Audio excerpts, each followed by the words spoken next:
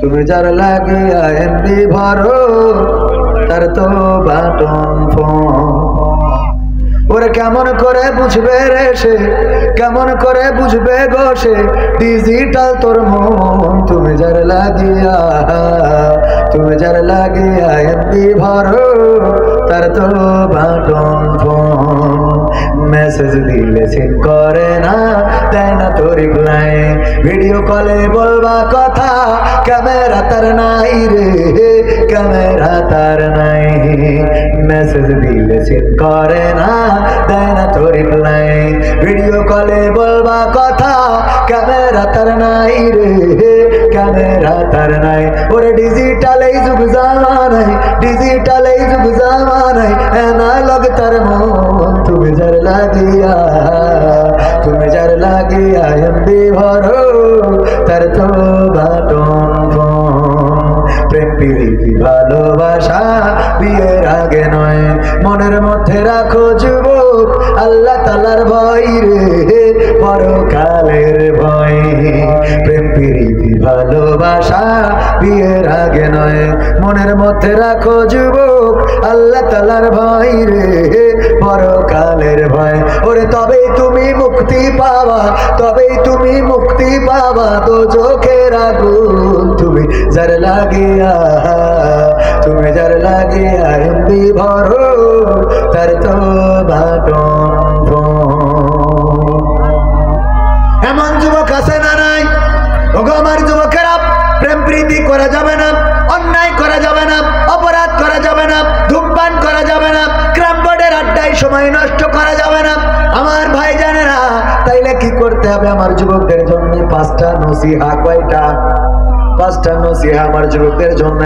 এক নম্বর নসিহা হলো, ওগো আমার যুবকেরা, এক নম্বর কাজ হলো নামাজ কাজা করা যাবে, নামাজ কাজা করা যাবে না। আল্লাহর নবী সাল্লাল্লাহু আলাইহি ওয়াসাল্লাম ইন্তেকালের সময় বারবার বলেছেন আসসালাত আসসালাত। আমার সালাম ভাই চলে এসেছে নাকি? সালাম ভাই গাড়ি? হ্যাঁ মাশাআল্লাহ, এত অসুবিধা নেই, বাইরে তো বসে থাকবে কোনো অসুবিধা নেই। হ্যাঁ, তাইলে এক নম্বর কাজ কি?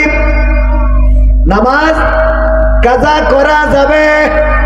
দুই নম্বর কাজ, দাড়িটারে সংরক্ষণ করতে হবে, শেভ করা যাবে না, শেভ করতে হবে। তিন নম্বর কাজ, টাকনুর উপরে কাপড় পরতে হবে। চার নম্বর কাজ, সৎ কাজের আদেশ দিতে হবে। পাঁচ নম্বর কাজ, অসৎ কাজে বাধা। কয়টা কাজ বললাম?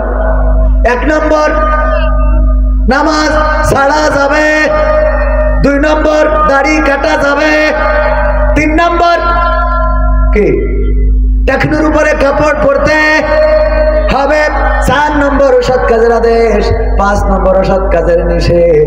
এইবার আসেন আমার যুবকেরা, এমনকি কেউ আছেন ধূমপান করেন, অন্যায় করেন, বেনামাজি, নামাজ পড়েন না, রোজার মাসে রোজা রাখেন না, আগামীতে নামাজ কাজা করবেন না, দাড়িটা রাখবেন, টাকনুর উপরে কাপড় পরবেন, তারপরে রমজানের রোজা পালন করবেন, সৎ কাজের আদেশ অসৎ কাজে বাধা দিবেন।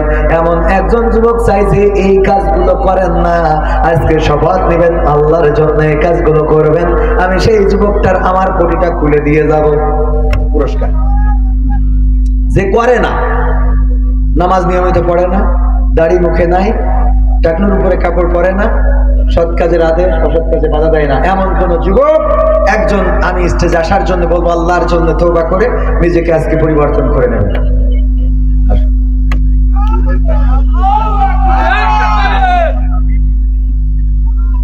নারায়ে তাকবীর। আল কোরআনের আলো, আল হাদিসের আলো, আমার নেতা তোমার নেতা বিশ্বনবী মুস্তাফা। নারায়ে তাকবীর।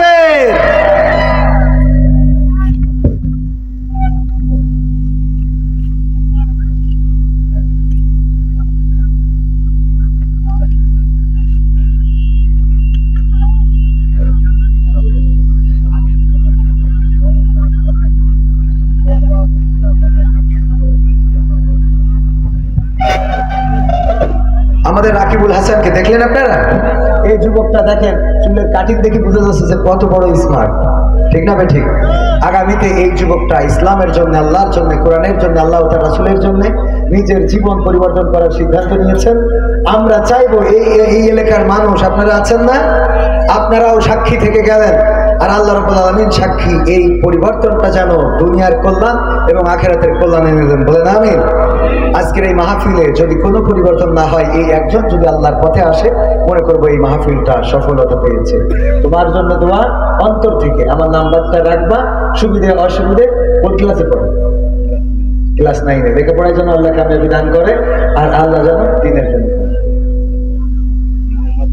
বাড়ি কোন গ্রাম? ভিকান, ভিকান। আল্লাহ ঠিক আছে। আসসালাম। ভাইরা আমার, আল্লাহর জন্য দিনের জন্য পরিবর্তনের দরকার আছে না নাই? ওগো আমার ভাইজানেরা, মাঝে মাঝে মসজিদে কিছু নিয়ে যাবেন, কিছু কুরমা, কিছু চকলেট, কিছু বিস্কিট। আমার মুরব্বীদেরকে বলি, ওগো মুরব্বী জনেরা, মসজিদে যাই আত্মাইয়াতু পড়ে আর জুম্মার দিন যদি ছেলে পেলে হাসাহাসি করে, অমনি মাথাটা নষ্ট হয়ে যায়, এমন আছে না নাই? আত্তাহিয়াতু লিল্লাহি ওয়া সালাতু, কাছেলি যে হাসতেছে, হ্যাঁ, আত্তাহিয়াতু পড়তে যে মাথা গরম হয়ে যায়। এইগুলো করা যাবে না, বরং তাদেরকে উৎসাহ দিবেন। আপনার একটা চকলেট, কয়েকটা বিস্কিটের জন্য দেখবেন বাচ্চারা কোরআনমুখী হচ্ছে, দিনমুখী হচ্ছে, ইসলামমুখী হচ্ছে, মসজিদমুখী হচ্ছে। এই কাজগুলো করার দরকার আছে না নাই? আল্লাহ আমাদের রাকিবুল ভাইকে কবুল, রাকিবুল ভাইকে কবুল করে নিন, বলেন আমিন। এবার আসুন, এই মাদ্রাসায় কোরআনের খাদেম তৈরি হয়, এই মাদ্রাসায় আল্লাহর দেওয়া কোরআন মুখস্থ করানো হয়, এই মাদ্রাসায় কোরআন হেফাজতের জন্য যদি গোটা বিশ্বের কোরআন পুড়িয়ে ফেলে